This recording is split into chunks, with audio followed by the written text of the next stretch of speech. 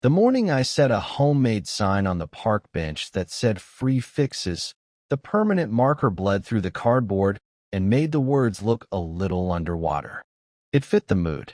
The grass still held last night's mist, the benches along the path gleamed like they'd been oiled, and even the squirrels were moving slow. I unfolded my dad's old red toolbox and laid out the small trophies of a Saturday intention. Needle nose pliers, a tape measure with a cracked belt clip, a thimble, 2 colors of thread, bicycle patches, super glue, a tiny soldering iron, and a butter cookie tin of mismatched screws that clicked like hail when I shook it. Portland, Oregon was already awake. Runners in bright socks, a dog tugging a woman toward the duck pond. But nobody seemed to notice the bench with the sign, which only made me want to sit straighter, like a store clerk waiting for the first customer. A kid noticed first.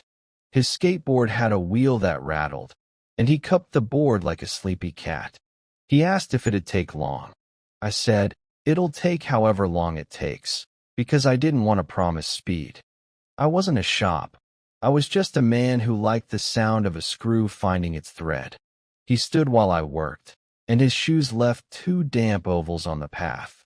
The nut was loose, so I added a washer from the cookie tin, tightened it, spun the wheel, and held the board out.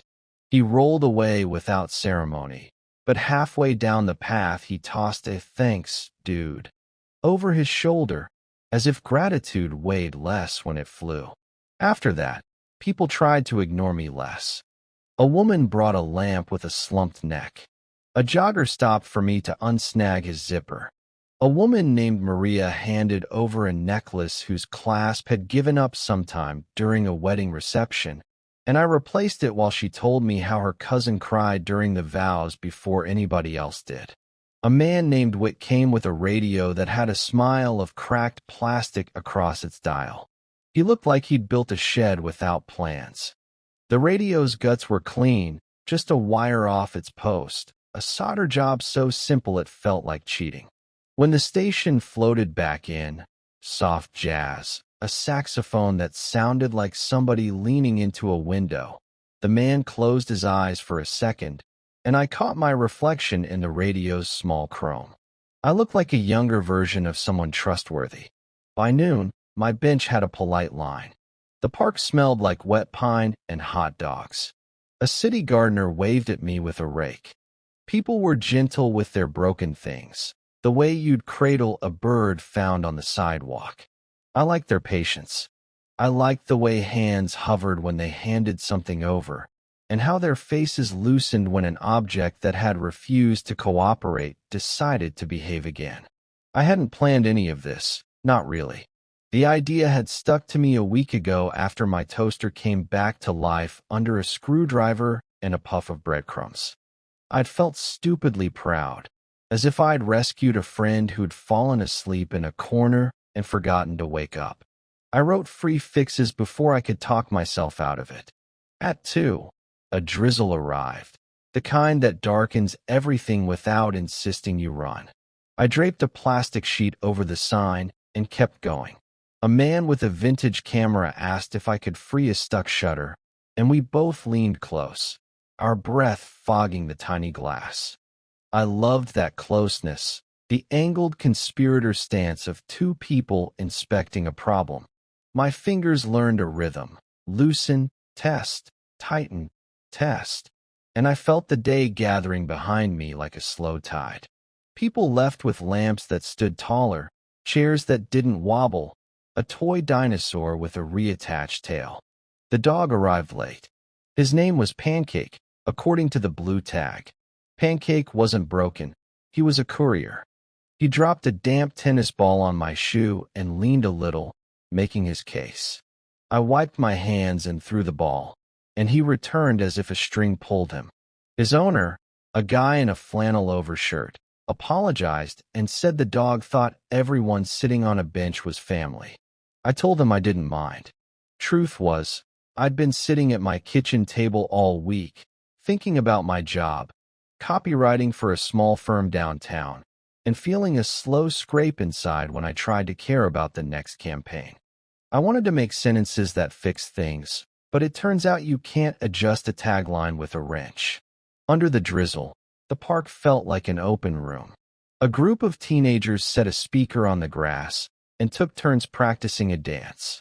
The saxophone station returned in passing cars, a kind of moving mirror of Wit's radio. When I finished for the day, I gathered the little screws left on the bench like crumbs and folded the toolbox, which side shut in a friendly way. I pinned the sign under a stone, just in case tomorrow needed it. On my way home, passing the bakery on 33rd where they stacked baguettes by the window, I felt tall and quiet, like those street trees that don't brag about the shade they make. I carried the day with me as if it could be set down anywhere and still feel like home. The second Saturday, I arrived to find my sign dry beneath the stone, the letters wrinkled and brave. A man in a green jacket sat on the bench ahead of me, hands folded like a student waiting for the teacher. He stood when I came near and glanced at the sign as if confirming he'd found the right specialist. In his lap lay a paperback book with two halves of a broken spine, the binding split right where the hero meets the bridge. I told him glue would help, and he nodded with a grave seriousness that felt respectful to the book, not me. We talked while I worked, about bridges and heroes, and how sometimes possessions carry seasons the way sweaters keep the smell of last winter's wood smoke. He lived 2 streets over and had kept the book since college, which he described carefully, like a city he hadn't visited in years but could still map with his eyes closed. Someone brought a chair. Someone else brought a raincoat with a missing button, and I chose a button close enough in color that the coat would forgive the difference. I wasn't fast. People seemed okay with that.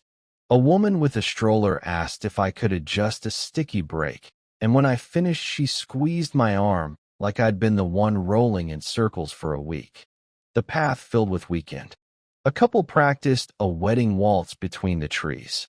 A dad showed his kid how to thread a kite string through a plastic handle. Around noon, a park ranger drifted over, a tall man with the careful gait of someone who knows ducks will dart out without warning. He studied the sign. He studied me. His badge said Mendez in clean block letters. He asked if I had a permit. That word broke into my afternoon like a glass in a sink. Nothing that's been in that sink is ever quite the same again. I told him I wasn't charging money, that it was just a bench and a toolbox. He said he admired the spirit, but the city liked forms and accountability, words that felt heavier than my cookie tin. He wasn't unkind. He tapped the toolbox with his knuckle and said, "It's neat you're doing this. Just make sure you don't do it right here next weekend until we figure it out." People in line shifted. A kid on a scooter pretended not to listen. I nodded like I agreed with the future. Mendez gave me a flyer with a number to call and then thanked me, which seemed like an apology disguised as a handshake. After he left, the line reassembled itself, cautiously, like a song that had paused to cough. I kept working. That was when the ring turned up. A thin gold ring, barely a circle, fell from under my plastic sheet when I lifted the corner. It landed on the bench with a sound too small for how bright it looked. I held it up, and the woman with the stroller gasped. "I thought I lost that last week," she said, hand over her mouth in a gesture that made her look exactly like she'd looked in some old photo she didn't know I'd imagined. She took the ring and slid it on, and I watched her shoulders release the tension they'd been accruing in the story she hadn't said out loud. The bench felt holy for a second. In the afternoon, the drizzle graduated to rain. People still came. A teenager named Jonah had a guitar strap that kept popping off. I showed him how to stack 2 little washers like pancakes to trap the strap button, and he played a few thankful chords that sounded like a hallway to somewhere good. Maria brought the lamp back, not because it needed anything, but because she wanted to tell me her cousin had made it through the honeymoon without crying in public, which counts as progress. which strolled by with the radio in a tote bag like a pet that required soft jazz. Pancake returned with his flannel-clad human, and the dog arranged himself under the bench as if he'd been covering this shift all along. I kept seeing Mendez in the edge of my mind, not as a villain, but as a reminder that daylight comes with rules. I called the number on the flyer that night. A woman at the city explained forms while I stirred pasta, and I wrote down words like temporary use and pop-up and indemnity. She sounded tired in a friendly way. We agreed I'd try a trial day at the community center parking lot if I promised not to fix anything that could hurt anybody if I got it wrong. No frayed extension cords, she said. I promised. I didn't sleep early. Rain tapped the window in a rhythm that made the dark feel like a machine testing itself. I thought about the bench, about the way people leaned in, about the ring rejoining its finger, and I understood that I hadn't started a free service. I had started a place to stand. When the morning arrived, it did it honestly, without tricks. I packed the toolbox, slid the wrinkled sign into a plastic sleeve, and stepped into the rain that could not decide whether to stay. On the corner, the bakery windows fogged with the breath of dough. I felt the weight of the forms in my pocket and the lightness of that sound a screw makes when it finds home. I headed for the community center and hoped the parking lot could act like a park, at least for a day. The trial day felt like moving houses with the lights still on. The community center had a wooden table under a canopy, the kind they use for summer craft fairs, and a sign-in clipboard that made the whole thing official in a way that amused me. The air smelled like wet mulch and coffee from somewhere near. I set up my tools in neat rows like a parade waiting for the drum. People drifted over from the farmer's market on the other side of the lot, hands full of kale and radishes, then spotted the free fixes sign and rearranged their errands.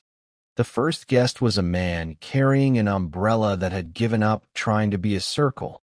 I re-threaded the ribs with fishing line a volunteer loaned me, and when the canopy roof clattered under a sudden burst of rain, his umbrella opened like a solved riddle.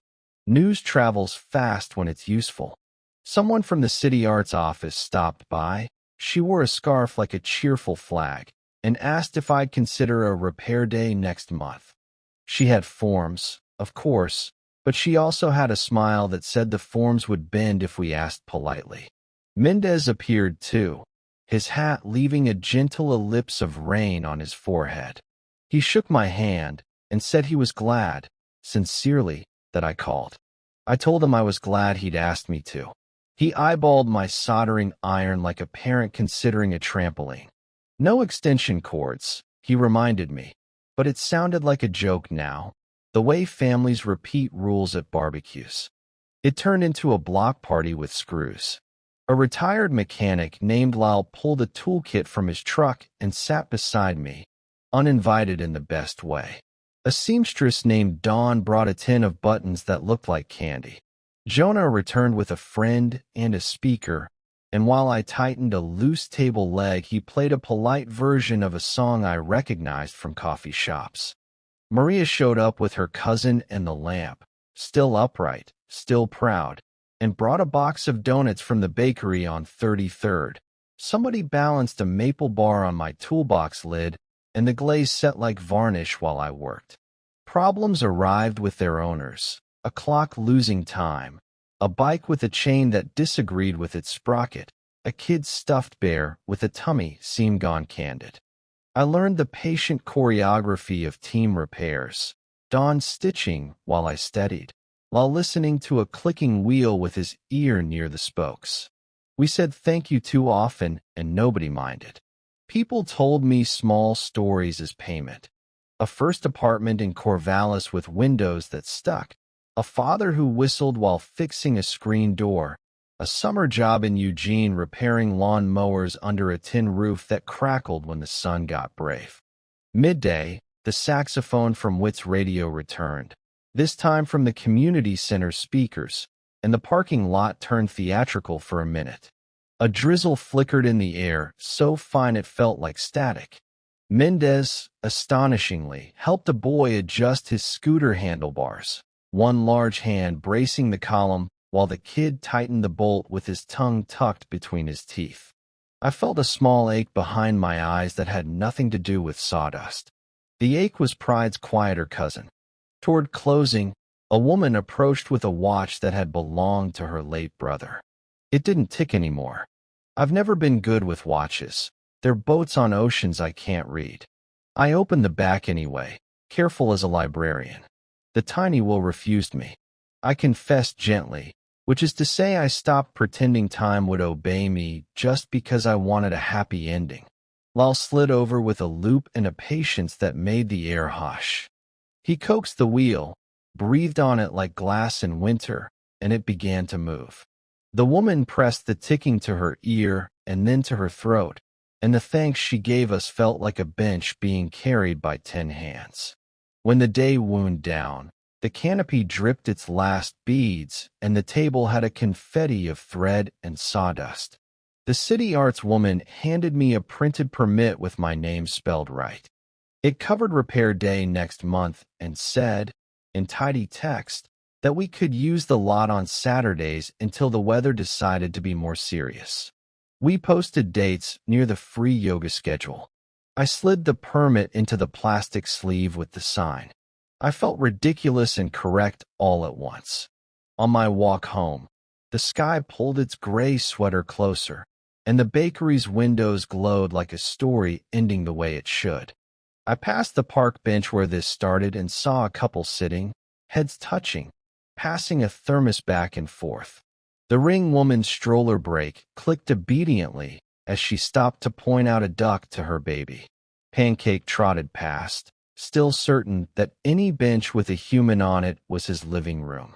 Back in my apartment, I set the red toolbox on the table and opened it, not because anything needed fixing, but because looking at the tools felt like opening a small, reliable museum. The cookie tin of screws rattled, and I could almost make out a melody in it. The day had altered something in me, the way rearranging a living room makes you examine the corners you used to ignore. I still had my job, and I'd still write taglines on Monday. But now I had Saturdays that belonged to my hands. I taped the permit to the inside of the toolbox lid so I'd see it every time. Official proof that a thought can solidify into a bench into a habit into a map. I slept with rain at the window and a line of small, repaired things walking through my dreams, each of them going home, each carrying a piece of the day's gentle noise.